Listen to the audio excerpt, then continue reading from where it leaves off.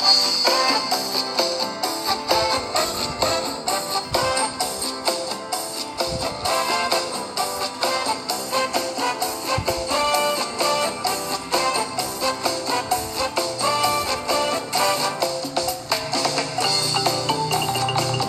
แสดงความยินดีที่คุณตัดสินใจชม VCD ชุดนี้อย่างต่อเนื่อง30นาทีนับจากนี้เราจะนำพาคุณก้าวไปกับเราบนหนทางสู่อิสรภาพและคุณจะพบว่าคุณสามารถเปลี่ยนแปลงวิถีชีวิตของคุณได้ด้วยความฉลาดทางด้านการเงินเป็นเวลานานมาแล้วที่คนรวยได้เรียนรู้หลักการเหล่านี้ซึ่งทำให้พวกเขามีความมั่งมีแบบไม่รู้จบและมีอิสรภาพในชีวิตอย่างแท้จริงในขณะที่คนส่วนใหญ่ยังต้องดิ้นรนเพื่อการอยู่รอดในแต่ละเดือนคุณทราบไหมว่า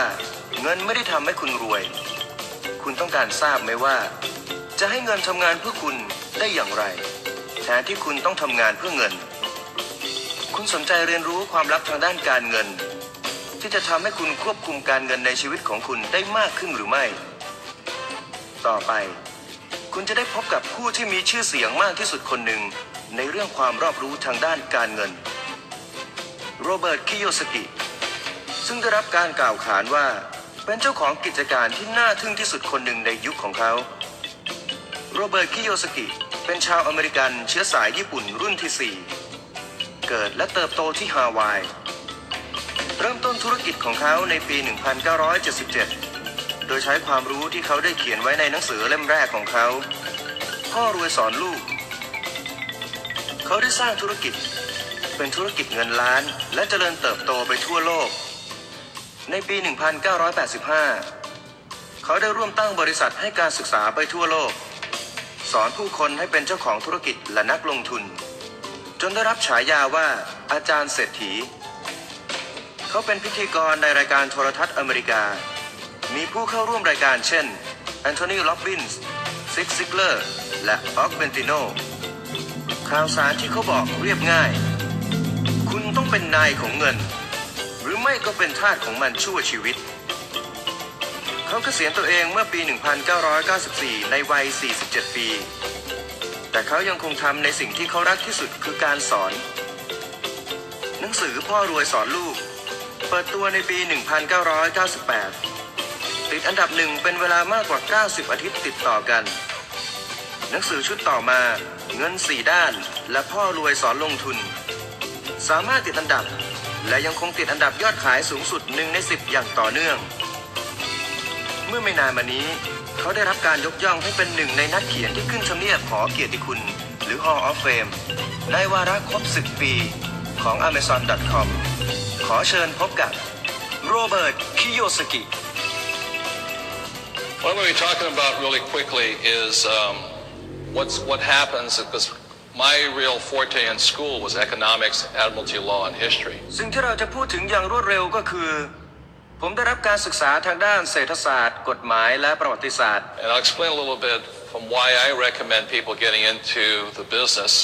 or considering it. ผมอยากอธิบายนิดนึงว่าทำไมผมถึงแนะนำให้ผู้คนเข้าร่วมธุรกิจหรือให้พิจารณามัน But before I do, I'd like to give you some ideas my rich dad gave me when I was a young boy starting at the age of 9. แต่ก่อนอื่นผมอยากจะพูดถึงแนวความคิดบางอย่างที่พ่อรวยสอนผมตั้งแต่ผมเป็นเด็กตัวเล็กๆอายุ9 ขวบ And one of the most important ideas my rich dad gave me was this. และแนวความคิดหนึ่งที่สำคัญที่สุดที่พ่อรวยสอนผมไว้ก็คือ Money is an what? เงินคืออะไรนะครับ Idea. ความคิดครับ Hello, money is a what? เงินคืออะไรนะฮะ Idea. All it is your idea. ทั้งหมดคือความคิดของคุณครับ And one of the reasons I come and I speak, so why do you speak to these organizations and all this? And it's about is they have an educational plan. และเหตุผลหนึ่งทำไมผมถึงมาพูดกับองค์กรนี้ก็เพราะว่าทั้งหมดที่องค์กรนี้เป็นก็คือแผนการศึกษา Educational system. เป็นระบบการศึกษา That'll assist you in changing some of your old ideas. ที่ช่วยให้คุณเปลี่ยนแปลงความคิดเก่าๆบางอย่างของคุณ For instance, my poor dad, the school teacher, always said to me, "Go to school and get good grades so you can get a safe, secure what?" ยกตัวอย่างเช่นพ่อจนของผมซึ่งเป็นครูจะสอนผมว่าไปโรงเรียนให้เกรดดี Job. ๆแล้วก็ทำงานประจำ Very bad idea. เป็นความคิดที่แย่มากครับ My rich dad said, "If you want to be rich, you can never use these words, and these are the words." พ่อรวยของผมสอนว่าถ้าเธอต้องการรวยเธอต้องมาใช้คำพูดเหล่านี้ครับคำพูดเหล่านั้นคือ Get a job. ทำงานประจ work hard, ำทำงานให้หนัก save money. แล้วก็อดออมเงินครับ The other idea I kept hearing from my poor dad was that he kept saying these words, I'll never be rich. อีกความคิดหนึ่งที่ผมได้ฟังจากพ่อจนของผมเสมอคือเขาจะพูดเสมอว่าฉันไม่มีทางรวย And guess what? แล้วถ่ายดูสิครับ He wasn't. เขาไม่รวยครับ And so what happens with people is they don't realize that the most powerful tool they have are their ideas, their words. ฉะนั้นสิ่งที่เกิดขึ้นกับผู้คนก็คือเขาไม่ตระหนักว่าเครื่องมือที่ทรงพลังที่สุดที่พวกเขามีก็คือความคิดครับคำพูดนั่นแหละครับ The other thing I noticed about the power of the spoken word was this. อีกสิ่งหนึ่งที่ผมเรียนรู้เกี่ยวกับพลังของคำก็คือ The difference between a rich person and a poor person was simply their words. การแยกคนจนกับคนรวยนั้นง่ายครับอยู่ที่คำพูดของเขา And words become ideas. และคำพูดกลายเป็นความคิด When I see people who are struggling financially, very often they're following in the footsteps of their parents. เมื่อผมเห็นผู้คนต้องดิ้นรนต่อสู้ทางด้านการเงินบ่อยครั้งมากที่เขากำลังเดินตามรอยเท้าคุณพ่อของคุณแม่ของเขา Your parents probably said to you, go to school, get a job, work hard, save money. Is that correct? คุณพ่อคุณแม่ของคุณอาจสอนว่าไปเรียนไปทำงานประจำทำงานหนักและอดออมเงิน Poor person thinking. ความคิดของคนจนครับ And that's what people do because the word becomes flesh in them. นั่นแหละครับที่คนทำเพราะคำพูดจะเป็นส่วนหนึ่งของตัวเขา So the main important thing about becoming, the reason the books, the tapes, and the reading of new material and hanging out with different kinds of people is you want to first begin changing your what? เพราะฉะนั้นเหตุผลหลักที่สำคัญของการฟังเทปอ่านหนังสือมีวัตถุดิบใหม่ๆข้อมูลใหม่ๆการพบปะผู้คนหลากหลายก็คือแรกที่สุดคุณต้องการที่จะเปลี่ยนอะไรนะครับ Hello, your what? เปลี่ยนอะไรนะครับ Ideas. ความคิดครับ Because until you change that, nothing changes. เพราะจะไม่มีอะไรเปลี่ยนแปลงจนกว่าคุณจะเปลี่ยนความคิด Only poor people work hard for money. มีแต่คนจนเท่านั้นแหละครับที่ทำงานหนักเพื่อเงิน So what I'll be talking about tonight is that what my rich dad began to tell me was that since money doesn't make you rich, then the question is what does make you rich? สิ่งที่ผมจะพูดในคืนนี้ก็คือสิ่งที่พ่อรวยสอนผมที่ว่าเมื่อเงินไม่ได้ทำให้คุณรวยขึ้นแล้วคำถามก็คืออะไรล่ะที่ทำให้คุณรวย And that's what a little bit I'll be going into it. นั่นแหละครับคือสิ่งที่เรากำลังจะพูดถึงกัน But when you say to a kid, go to school, get a job, work hard, you're actually giving them the idea of working hard for money. เมื่อคุณสอนลูกว่าไปเรียนทำงานประจำทำงานให้หนักจริงๆแล้วคุณกำลังให้ความคิดกับพวกเขาให้ทำงานหนักเพื่อเงินครับ Poor people think money makes you rich. คนจนเท่านั้นที่คิดว่าเงินทำให้คุณรวย So what happens to many people, they get this idea สิ่งที่เกิดขึ้นกับคนจำนวนมากก็คือพวกเขาไม่ได้ความคิดนี้ครับว่า that if they make a lot of money, their money problems are over. What people do not realize is that ถ้าพวกเขาทำเงินมากมายปัญหาการเงินจะหมดไปคนส่วนใหญ่ไม่ตระหนักว่า if you don't have enough money, that's one set of problems, and making too much money is another set of ถ้า problems. คุณมีเงินไม่พอนั่นเป็นปัญหาแบบหนึ่งและถ้าคุณมีเงินมากมายแล้วก็นั่นเป็นปัญหาอีกแบบหนึ่งครับ Every one of you tonight sit here with the opportunity of saying, which one do I want? Not enough or too much? ทุกคนในคืนนี้นั่งอยู่ที่นี่พร้อมโอกาสที่จะพูดว่าฉันต้องการแบบไหนไม่เพียงพอรู้มากเกิน If you say this whole thing is bogus, then I think most of you will choose a world of not enough. และถ้าคุณคิดว่าทั้งหมดนั้นเป็นเรื่องไม่จริงผมก็คิดว่าคุณส่วนใหญ่ก็จะเลือกโลกของการมีไม่เพียงพอแหละครับ So เพราะฉะนั้น going into that tonight ที่เราจะพูดกันคืนนี้ and where this business fits in is that ในส่วนที่เกี่ยวกับธุรกิจนี้ก็คือ so in the world of money, and this comes from financial intelligence. ในโลกของการเงินที่มาจากความฉลาดทางด้านการเงิน When my rich dad in lesson number 1 said the rich don't work for money, there's 3 kinds of income. บทเรียนบทแรกของพ่อรวยก็คือคนรวยไม่ได้ทำงานเพื่อเงินครับจะมีรายได้3แบบ The first kind of income is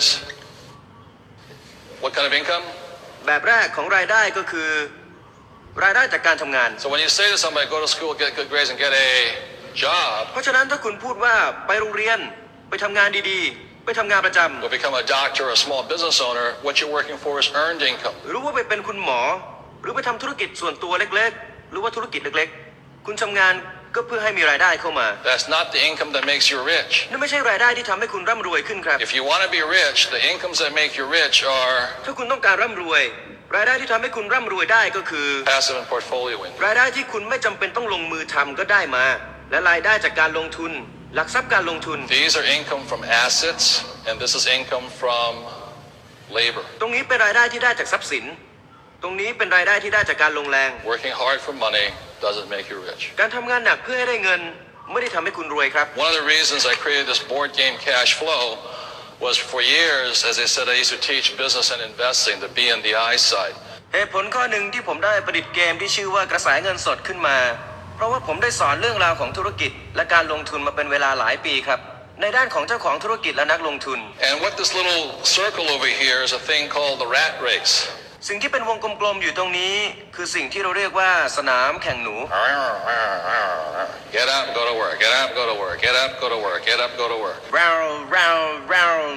ตื่นมาเราไปทำงานตื่นมาเราไปทำงานตื่นมาแล้วก็ไปทำงานตื่นมาแล้วก็ไปทำงาน So this is the investment world of the poor and middle class.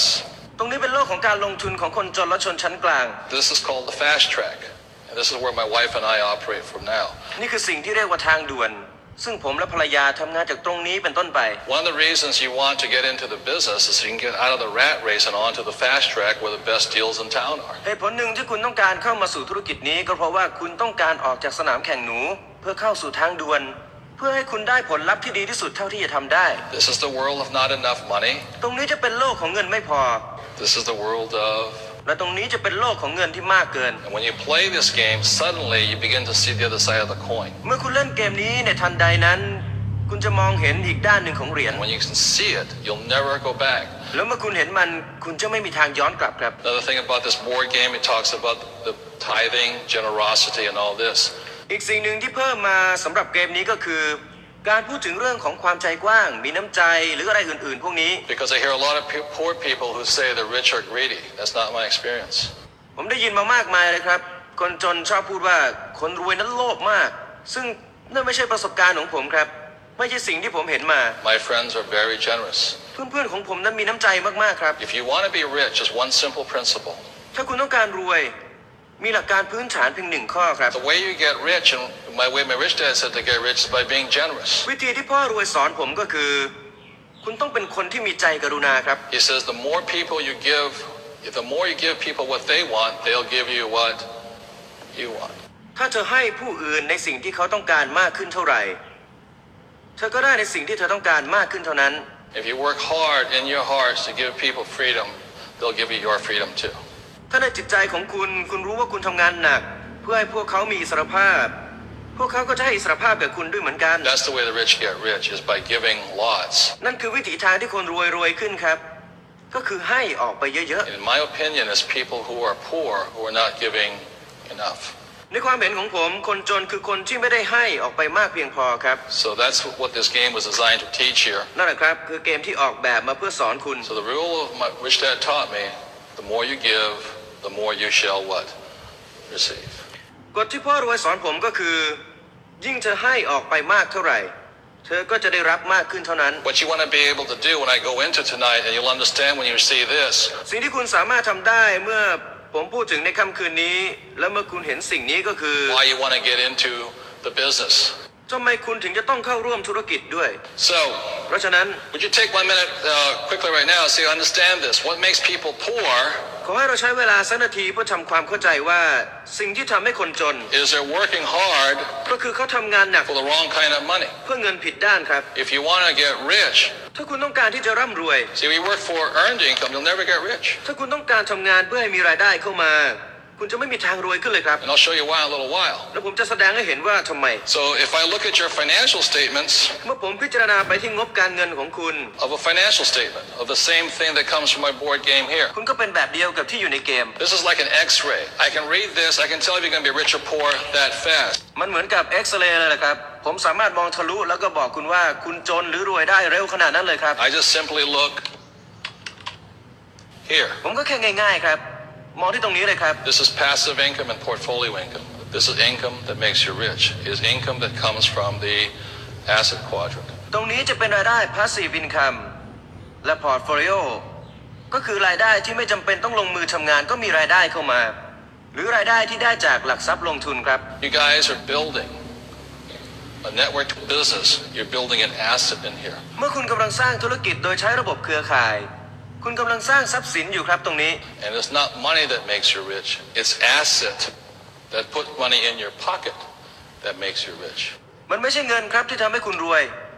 มันเป็นทรัพย์สินครับ ที่ทำให้เงินเข้ามาในกระเป๋าของคุณครับที่ทำให้คุณรวยขึ้นมาได้ Income that keeps working even though you stop working. เงินที่ยังไหลเข้ามาถึงแม้ว่าคุณจะหยุดลงมือทำงานไปแล้ว So the reason the diamonds up here get richer and richer is they just keep focusing on building more and more assets. เหตุผลที่เพชรที่อยู่ที่นี่ร่ำรวยขึ้นเพราะเขามุ่งจุดสนใจไปที่จะสร้างทรัพย์สินให้มากขึ้นและมากขึ้น And the more and more assets they buy, they can go out and buy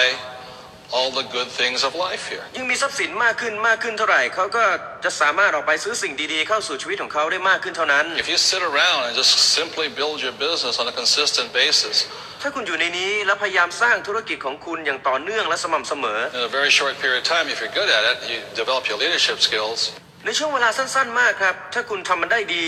และคุณพัฒนาความเป็นผู้นำขึ้นมา You'll have the problem of more and more money, and one day you'll say, "My goodness, there's just too much money." คุณก็จะมีปัญหาที่มีเงินมากขึ้นแล้ววันหนึ่งคุณก็จะบอกว่าโอ้พระเจ้ามันมีเงินมากไปแล้ว But if you do what the average person does, 95% of the population, get up and work hard for earned income. แต่ถ้าคุณทำแบบคนทั่วไป 95% ที่เขาทำกันตื่นมาแล้วก็ไปทำงานเพื่อให้มีรายได้เข้ามา You'll have the problem of not enough money, which is why my rich dad said money won't make you rich. นั่นคุณจะมีปัญหาครับก็คือมีเงินไม่พอนั่นเป็นเหตุผลว่าทำไมพ่อรวยของผมถึงบอกว่าเงินไม่ได้ทำให้คุณรวยขึ้น You have to know what kind of money to work hard for. คุณจะต้องรู้ครับว่าเงินแบบไหนที่คุณจะทำงานหนักเพื่อให้ได้มันมา So, เพราะฉะนั้น because income statements and balance sheets or financial statements are not taught in school, เพราะว่าเรื่องรายได้เรื่องงบการเงินเรื่องงบดุลไม่ได้ถูกสอนในโรงเรียน is this here is a rough diagram of it. ตรงนี้จะเป็นแผนภาพคร่าวๆครับ So let's say เอาเป็นว่า you leave school and you go out and get yourself a job. คุณจบจากโรงเรียนแล้วไปทำงาน This is what happens. นั่นคือสิ่งที่เกิดขึ้น And then what happens next is the income starts to come in this way. และสิ่งที่เกิดขึ้นต่อไปก็คือรายได้เริ่มไหลเข้ามาทางนี้ครับ Money comes in and money goes out. So this is the cash flow pattern of a poor person. เงินเข้ามาแล้วก็ไหลออกไปครับนี่คือแบบแผนของกระแสการเงินที่ไหลของคนจนทั้งหลาย Now most people are not that silly. You know what happens is they go to school, they get the job. คนส่วนใหญ่ก็ไม่ได้โง่ขนาดนั้นครับโดยส่วนใหญ่เขาไปโรงเรียนแล้วไม่ได้งานทำ They're having a good time. Then one day they meet the boy or girl of their dreams. มีช่วงเวลาดีๆในชีวิตครับแล้ววันหนึ่งเขาก็ออกไปเจอคนที่อยู่ในฝันของเขาไม่ว่าจะเป็นผู้หญิงหรือผู้ชาย And they decide to get what? แล้วเขาตัดสินใจที่จะทำอะไรครับ Married. Oh, so now we're married and all this. แต่งงานครับ And suddenly you have two incomes. You go, oh, this is wonderful. We're rich. We're living together. ทันทีทันใดนั้นเราก็รวยแล้วเรามีรายได้สองคนรวมกัน We're married. Two can live as cheaply as one. And the first thing we have to do, the old Aussie dream, is go buy a what? สองคนแต่งงานกันแต่เรายังค่าใช้จ่ายรวมกันเหมือนกับคนคนเดียวเราก็เลยออกไปซื้ออะไรนะครับ House. And so then you go get your mortgage here. บ้านครับแล้วคุณก็ไปจำนองตรงนี้ครับ Yes. And don't worry. Your banker says it's an asset, except for one problem. It's listed under the liability column. ไม่ต้องกังวลเลยธนาคารบอกว่ามันเป็นทรัพย์สินปัญหาเดียวก็คือว่ามันถูกจดลงไปในช่องของหนี้สินครับ And since you can't read numbers, it doesn't make any difference because you got the house of your dream. เนื่องจากว่าคุณอ่านงบการเงินของคุณไม่เป็นครับตอนนี้ไม่มีปัญหาอะไรเพราะตอนนี้คุณมีบ้านในความฝันของคุณแล้ว And suddenly, ทันทีทันใดนั้น your cash flow, กระแสเงินสดของคุณ and instead of rent, you have mortgage payment right here because you now got a mortgage. Ah, this is wonderful, but we're wonderful and happy. ตรงนี้แทนที่จะเป็นค่าเช่ามันก็จะเป็นค่าผ่อนบ้านครับเพราะว่าคุณมีค่าจำนองผ่อนบ้านอยู่ตรงนี้แต่ไม่เป็นไรชีวิตสดใสมีความสุข You know, the money's going out, money's come in, but we're rich, we like this and all this. And because you have a nice house, naturally you have to buy the BMW. ไม่เป็นไรเงินไหลเข้าไปแล้วก็ไหลออกมาไม่เป็นไรเนื่องจากเรามีบ้านดีๆแล้วตอนนี้เราก็ต้องซื้อรถ BMW And your banker then says, don't worry, it's an asset, but it's listed under the liability column again. ธนาคารก็บอกว่าไม่เป็นไรมันเป็นทรัพย์สินแต่มันถูกจดลงไปในช่องหนี้สินอีกครั้งหนึ่ง You go, huh, this is wonderful. คุณก็บอกโอ้นี่ยอดเยี่ยมเลย And what makes it interesting like this, so then all of a sudden, the two of you are working, having a good time, things are going well. ที่น่าสนใจก็คือว่าคุณทั้งคู่มีความสุขออกไปทำงานชีวิตกำลังเป็นไปได้โดยดีมีความสุข And money's coming in with no problem. Then one day she comes home and says, guess what, dear? เงินก็ไหลเข้ามาไม่มีปัญหาอะไรครับแต่วันหนึ่งเธอกลับเข้ามาแล้วก็ถามว่าลองทายดูสิที่รัก We're going to have a... Now, เรากำลังจะมีลูกครับ is a baby an asset or liability? ทีนี้ลูกจะ จะเป็นทรัพย์สินหรือหนี้สินล่ะครับเนี่ย And as the child gets older, do they get less expensive or more expensive? ในขณะที่เด็กที่เป็นทรัพย์สินนี่เติบโตขึ้นเราต้องใช้จ่ายมากขึ้นหรือลดลงล่ะครับ So the husband says, don't worry dear, you stay at home, take care of the kids, and I'll work harder. สามีก็บอกว่าไม่เป็นไรที่รักเธออยู่บ้านดูแลลูกแล้วฉันจะไปทำงานให้หนักขึ้น And you're working harder, but you're going what? Nowhere. คุณก็ทำงานหนักขึ้นแต่คุณก็ไม่ได้ไปถึงไหน And you're working really hard, your boss notices, he comes up to you and says, geez, you're working really hard. เมื่อคุณทำงานหนักมากเจ้านายคุณก็สังเกตเห็นโอ้คุณได้ทำงานหนักมากเลย I'm really impressed with you, you're a good hard-working employee, I'm going to give you a pay raise. ผมประทับใจคุณมากคุณเป็นพนักงานที่ทำงานหนักมากผมจะให้เงินเดือนคุณขึ้น So over here, oh, it's wonderful. โอ้เยี่ยมเลย Now, it's only one problem working hard for a pay. I'm tired of doing this just now. ตอนนี้ปัญหาอยู่อย่างเดียวก็คือทำงานหนักเพื่อให้รายได้มาแค่แสดงให้ดูก็เหนื่อยแล้วผม Only one problem working hard for this kind of money is what else goes up? Taxes. ปัญหาเดียวของการทำงานหนักเพื่อให้รายได้สูงขึ้นแบบนี้คืออะไรครับ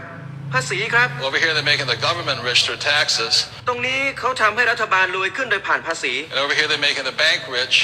through liabilities. ตรงนี้เขาทำให้ธนาคารรวยขึ้นโดยผ่านหนี้สิน All the while thinking these are liabilities, but nothing is coming back in to help them. Does that make sense to you guys here? Nothing has happened. ทุกสิ่งทุกอย่างที่เขาจ่ายไปก็เพื่อจ่ายหนี้สินทั้งหมดเลยครับแต่ไม่มีอะไรย้อนกลับมาช่วยเขาเลยครับเห็นไหมครับ And they have no money, แล้วเขาก็ไม่มีเงินเหลือ and they get into this big financial trouble. แล้วเขาก็จมอยู่กับปัญหาการเงินที่แย่มากๆเลย And one day they're working really hard. แล้ววันหนึ่งเขาก็ทำงานหนักมากแล้วก็She has to go look for another guy to replace that guy. ก็แค่มองหาใครบางคนมาทดแทนจังหวะนี้ไปครับ So what the business is giving an opportunity to do แล้วที่โอกาสทางธุรกิจให้ผมทำได้ก็คือ is to actually build an what? Asset that puts money in your pocket whether you work or not. ก็คือให้คุณสามารถสร้างทรัพย์สินได้จริงๆครับที่สามารถทำเงินเข้ากระเป๋าของคุณไม่ว่าคุณจะลงมือทำมันหรือไม่ก็ตาม The trouble is, as I said, is delayed gratification. It may take 2 years. ปัญหาก็คือคุณต้องรอคอยผลพวงความสำเร็จได้อาจจะต้องรอ2 ปี It may take 3 years. อาจจะเป็น3 ปี It may take 5 years. หรืออาจจะเป็น5 ปี But the most important is you're actually building something that'll replace the what? Job here. And that's what it's trying to do. แต่สิ่งที่สำคัญที่สุดก็คือเรากำลังพยายามสร้างบางอย่างขึ้นมาเพื่อทดแทนงานประจำนั่นแหละครับสิ่งที่เรากำลังทำกันอยู่ I'm going to go into it in a little while and show you why that happens and why the business has a better opportunity to make it. ผมจะใช้เวลาสักครู่ครับเพื่อแสดงให้เห็นว่าทำไมถึงเกิดขึ้นอย่างนั้นทำไมคนที่ทำธุรกิจถึงมีโอกาสที่ดีกว่าที่ได้แบบนั้น But before I go, I'm going to go back to the cash flow quadrant really quickly. แต่ก่อนอื่นผมอยากจะขอพูดถึงเงิน4 ด้านอย่างรวดเร็วครับ One of the questions I'd like to ask you quickly right now, like I said tonight, is E stands for employee. มีข้อหนึ่งที่ผมอยากจะถามคุณในคืนนี้ถ้า E คือลูกจ้าง S stands for self-employed or small business. B stands for business or I stands for investor. S คือคนที่ทำธุรกิจส่วนตัวหรือธุรกิจขนาดเล็ก B คือเจ้าของธุรกิจและ I คือนักลงทุน Is if you want to find out where you're going to be in the future, one of the things I write about in the cash flow quadrant is you have to ask yourself, ถ้าคุณต้องการรู้ว่าคุณจะอยู่ด้านไหนในอนาคตคุณจะต้องถามตัวเองว่า who are the 6 people I spend the most time with today? ใครคือคน6 คนที่ฉันใช้เวลากับเขามากที่สุดในทุกวันนี้ In other words, are the people like the people you work with, are they employees, are they business owners, investors, or small business owners? หรือพูดอีกทีนึงก็คือว่าที่ฉันใช้เวลาอยู่นี่เขาจะเป็นคนแบบไหนเป็นลูกจ้างอยู่เป็นเจ้าของธุรกิจรู้ว่าทำธุรกิจส่วนตัว And so when I came back from Vietnam in 1973, I wanted to start my own business. เมื่อตอนที่ผมกลับมาจากเวียดนามในปี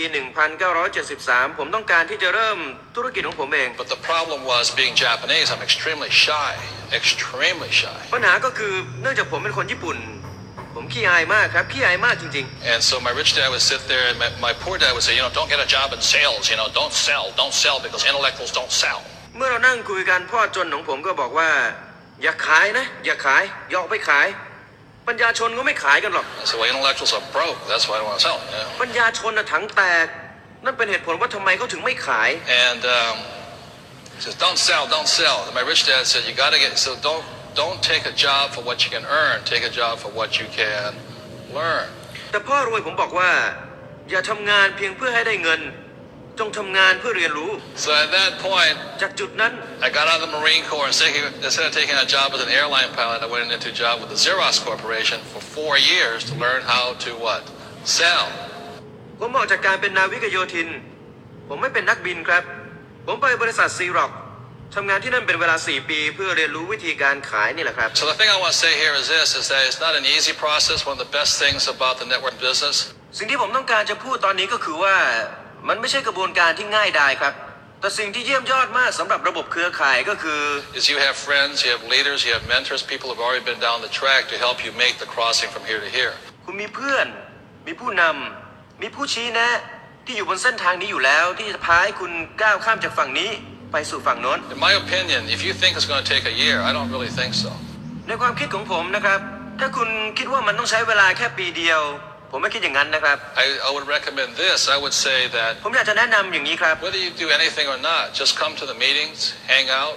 talk to people on this side. ไม่ว่าคุณจะทำธุรกิจนี้หรือไม่ก็ตามขอให้มาที่ประชุมมาพบปะกับคนเหล่านี้คนที่อยู่ตรงฝั่งนี้ Say, I'm going to be here for 5 years minimum on this side. บอกกับตัวเองครับว่าฉันจะใช้เวลาอย่างน้อยที่สุด5 ปีในด้านนี้ Because it takes mental and emotional change to make this crossing. That makes sense, you guys here? เพราะมันต้องเปลี่ยนแปลงทั้งทางด้านอารมณ์และจิตใจครับเพื่อก้าวข้ามไปอยู่ฝั่งนู้นมันฟังดูสมเหตุสมผลไหมครับ Make that change. มันต้องเปลี่ยนแปลงครับ Just make the commitment to hang out with people who are moving from here to here or from here to ก็แค่มีพันธสัญญากับตัวเองครับว่าจะอยู่กับผู้คนที่ได้ก้าวข้ามจากทางด้านนี้ไปด้านโน้นแล้วหรือว่าจากด้านนี้ไปทางด้านนั้นแล้ว What I recommend for most people is if you're already here, keep your full-time job but start a part-time what? Business. อย่างที่ผมแนะนำคนจำนวนมากแหละครับถ้าคุณนั่งอยู่ในที่นี่อยู่แล้วขอให้ทำงานประจำของคุณไปครับแต่ขอให้มีธุรกิจพาร์ทไทม์ Because that's how you change your mind, your heart, your soul, your emotion. เพราะมันจะเปลี่ยนวิธีที่คุณจะเปลี่ยนแปลงจิตใจอารมณ์และจิตวิญญาณของคุณ What you have an opportunity, the reason the poor don't get rich is they don't think differently. สิ่งที่คุณมีก็คือโอกาสเหตุผลที่คนจนไม่รวยขึ้นก็คือว่าเขาไม่ยอมมีความคิดที่เปลี่ยนแปลงไปครับ They see one side of the coin, they see the coin with not enough money, and they don't see the possibility of having too much money. เขาเห็นเพียงด้านเดียวครับเขาเห็นเพียงด้านของเงินที่มีไม่มากพอเขาไม่มีโอกาสที่จะเห็นอีกด้านหนึ่งของเงินที่มีมากเกินไป So each and every one of you as you sit here tonight, you have a choice. That's the only choice you can make. It's the same choice my wife and I had to make some years ago. ฉะนั้นทุกๆคนที่นั่งอยู่ที่นี่คุณมีทางเลือกครับมันเป็นทางเลือกเดียวมันเป็นทางเลือกที่ผมกับภรรยาต้องเลือกมาหลายปีที่ผ่านมา Do we want to be rich or do we want to struggle for the rest of our lives? ว่าต้องการที่จะรวยหรือว่าต้องดิ้นรนไปทั้งชีวิต And we made that decision. That's why we went to the B quadrant, so we become investors. เราได้ตัดสินใจครับนั่นเป็นเหตุผลหนึ่งว่าทำไมเราถึงได้ก้าวข้ามไปสู่ฝั่ง B แล้วกลายเป็นนักลงทุน That's the road to freedom. This is the road to hard work, higher taxes, because the government picks on these guys. นั่นคือหนทางสู่อิสรภาพครับส่วนโน่นคือหนทางสู่ความยากลำบากครับเพราะว่ารัฐบาลจิกภาษีเอากับคนกลุ่มนั้น Who are insane enough to show up tonight. มีใครครับที่แทบบ้าเลยครับที่ได้มาในวันนี้ Because some of you are going to make a decision to come onto this side. ก็จะมีคุณบางคนครับตัดสินใจข้ามมาอยู่ฝั่งนี้ You have an opportunity. The most important thing is to have the educational system that'll teach you. คุณมีโอกาสครับแต่ที่สำคัญที่สุดก็คือคุณมีระบบที่จะสอนคุณ You hang out with friends who want you to get rich, not to be good employees. คุณอยู่กับเพื่อนที่ต้องการให้คุณร่ำรวยไม่ใช่แค่เป็นลูกจ้างที่ดี No security this side anyways. You might as well go for freedom. ยังไงก็ตามด้านนู้นไม่มีความมั่นคงปลอดภัยอยู่แล้ว That makes sense, you guys here? มันฟังดูสมเหตุสมผลไหมครับเพื่อน